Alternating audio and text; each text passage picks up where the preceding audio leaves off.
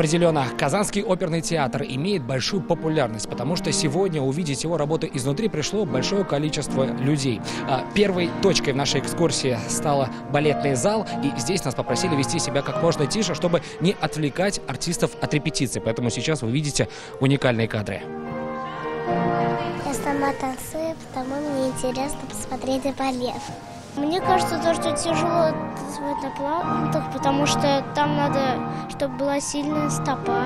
Репетиции в Камаловском театре уже закончились, но, как известно, в гримерках всегда кипит жизнь. К примеру, в этой к своему спектаклю готовится Ильдус Абдрахманов. Пока отдыхаю перед спектаклем, специально, чтобы для разминки, чтобы кровь немножко в голову ударила. Все костюмы и необходимый реквизит театра оперы и балета хранится вот в этой бутафорской комнате. Она находится очень близко к сцене для того, чтобы в случае чего можно было быстро поменять костюм. Ну а обувь для артистов тоже шьют здесь, делают это индивидуально для каждого. Бывают капризные, которым сделаешь, они не нравится, что так, что так. Ну это артисты, конечно. Да.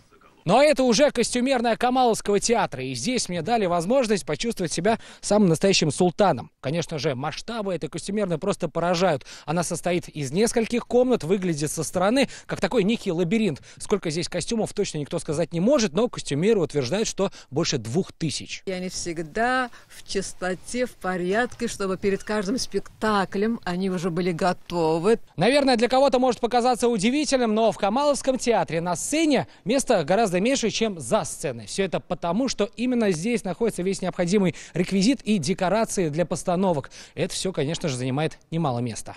Он ездит, конечно, как раз там наши актеры по сцене катаются. Но это святая святых оперного театра. Сцена, которая видоизменяется и модернизируется от выступления к выступлению. Прямо сейчас она специально подготовлена к балету. Казалось бы, лежит обычный линолеум, но нет. Это специальная пружинчатая поверхность. Более богато выполнено, потому что в Московском театре такого разнообразия как бы нет. Просто, да, есть декорации, есть какие-то украшения, но вот так конкретно ничего как бы особого нет.